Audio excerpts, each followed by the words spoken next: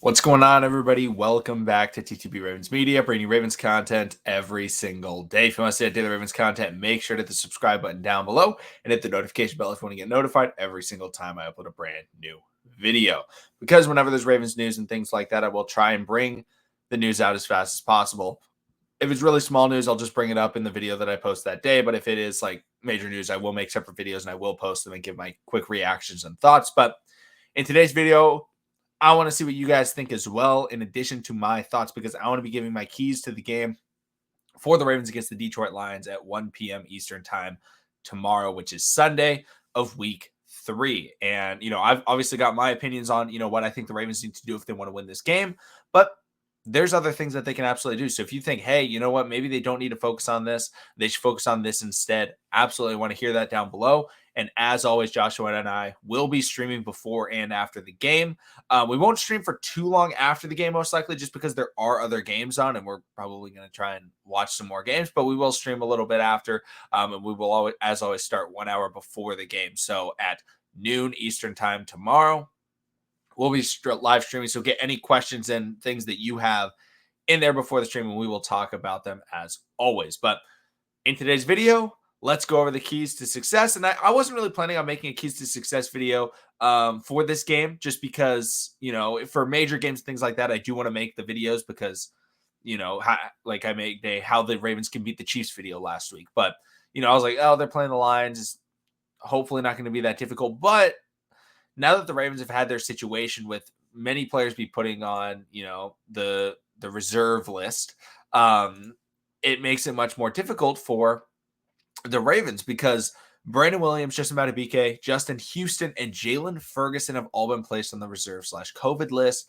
meaning they will not be able to play in the game. And so without those players, that is a lot of guys that the Ravens are not going to be able to play with because, heck, that's their interior defensive line right there.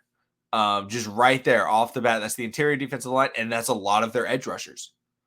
So their outside linebacking core is most likely going to be, Odafe Away, Tyus Bowser, Dalen Hayes, if he's finally able to make his, debut in the NFL, as he's missed the last few games. But overall, Dalen Hayes is questionable. So hopefully he's able to come back and actually do something. Chris Board's questionable. Pernell McPhee is questionable.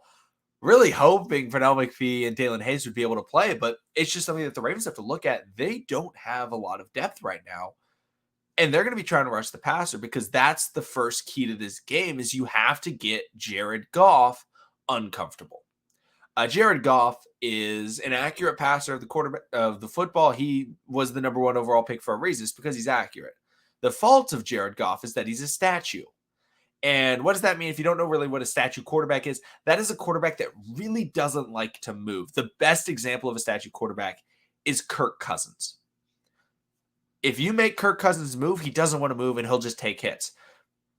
Jared Goff isn't an athletic quarterback. He's not going to be able to get out of the pocket or anything like that. And he doesn't really like to try and move. And if you're thinking me saying statue quarterback means all quarterbacks that can't move, that's not true. Tom Brady is not athletic, but he's not a statue. He's in that pocket. He's always moving in the pocket. Jared Goff tries to stay in the same spot consistently. And with the Rams, it was always the same formula to beat them. If you don't get to Jared Goff, he's going to be able to find Cooper Kupp, Robert Woods. It used to be Todd Gurley. Sorry about the camera turning off. It used to be Todd Gurley. Like, that's what you would do. So all you need to do is get some pressure. You'd be able to just ruin the Rams right there. And it's going to be the same thing with the Lions. His wide receivers are nothing spectacular. He does have some guys with a lot of potential. Khalif Raymond, Amon-Ra St. Brown, really, really a lot of guys that maybe not a lot of people know about, but Quintez Cephas, overall, some decent players, but they're still very young. They do have TJ Hawkinson. Again, I'm sorry about the camera. I'm really trying to work on figuring out how to fix that. But luckily, I am able to quickly remedy it every time. So it's not too bad, but I apologize again. But overall, if he has time, he's been able to find those wide receivers, whether it's against the Niners or the Packers. He did until the Packers were able to start getting pressure. And when the Niners were getting pressured, they were actually doing very good at stopping the Lions. But Green Bay did not have Zadarius Smith. They only had Preston Smith as like their major pass rusher, and they were really struggling to get to Goff. And so they stayed in the game for a while till they finally started to crack through. So the Ravens got to figure out a way to make Goff uncomfortable. I think a key to that is going to be blitzing heavily. I really think that they should blitz the heck out of the Lions, go back to the Wink Martindale defense that we've known in years past. Don't play like we're playing the Chiefs, because Jared Goff is not going to be able to run away, evade a Patrick Queen blitzing, evade a corner blitz, even if it's with Marlon Humphrey or Anthony Averett or Tavon Young or Deshaun Elliott or Chuck Clark or, any of the guys that the Ravens love to blitz. They're going to be able to get after him. And I'm not worried about him making a back-footed throw deep across the field. So I think blitzing is going to be a key to this game. Because if you look at it, the Ravens don't have any guys with like some crazy first step or anything like that. Odafe has great athleticism. He's still working on that first step. One of the ways that the Niners were able to really neutralize the Lions offense was through D Ford. And, a lot of people after that game, I talked with Matt, who has been on the channel a few times. He's a Niners fan, and people were telling him that the Penei Sewell was dominating Nick Bosa. And that was because they looked at the stats and were like, oh, Nick Bosa only had like 1 sack. But that's because D Ford was destroying every single time. He had something like 9 pressures in that game. And that game wasn't close at all. The final score was like 8 points, 7 points, but it was way more than that. The Lions just scored a lot of points with very little time remaining. And so by getting pressure, they were able to just absolutely shut down the defense. The other thing that I would say defensively is they got to stop the run. You want to force this team to pass, because if they pass, that allows you to blitz more. And they've had success against the Niners. That's how they were having more of their success. It was through the running game a little bit. DeAndre Swift averaged 3.5 yards per carry, but Jamal Williams averaged 6 yards per carry on 9 attempts. So making sure that you're able to go out and actually stop the run and force the pass, which allows the blitz, that's how you slow down this offense. The Ravens, I'm not overly worried about the Ravens not being able to cover their players. I feel like Tavon can do a good job on Amon-Ra. I really don't know who Marlon's going to be covering. He could cover Quintez. He's kind of been Goff's guy the last couple weeks. But Quintez is a pretty fast guy. Maybe put Anthony Averett on him. Anthony Averett's got some good speed. Maybe throw Marlon on TJ Hawkinson, because that's the final key to success for this defense is slow down the tight end. If you slow down the tight end, because that's been the weakness of the Ravens defense in recent years, that's who the Ravens have gone up against the last 2 weeks, is the 2 best pass catching tight ends in the NFL. TJ Hawkinson is going to be the best remaining tight end that they face, and that is this week. And I think that they could really just utilize the same strategy they used against Travis Kelce. Just use a guy, hit him at the line. If you blitz, hey, look at that. You're hitting him at the line and you're blitzing. Goff doesn't have time to hit him in rhythm, hit him in stride. That's going to help out this defense. But offensively for the Ravens, I think the biggest thing is just play Ravens football. Yes, the Lions have some injuries in the secondary. They don't have Jamie Collins, who's a linebacker. He's a good coverage linebacker. He's out, but then they have a lot of players that are questionable. And then they're also missing, I want to say, Jeffrey Okudah, and they're missing a lot of players in that secondary. And everybody's like, oh, this is the Jackson 5. This is going to be the major touchdown throwing game. There's a possibility it is. But it shouldn't be because the Ravens go out there and just say, we are going to light it up. Lamar's going to throw for 400 yards. Run the ball. I'm not that worried about the Lions run-stopping defense. Run the ball, set everything up, and just run your normal offense, and that should work. Because I feel like they should really just try and run the offense they ran against the Chiefs. That's really what they should do.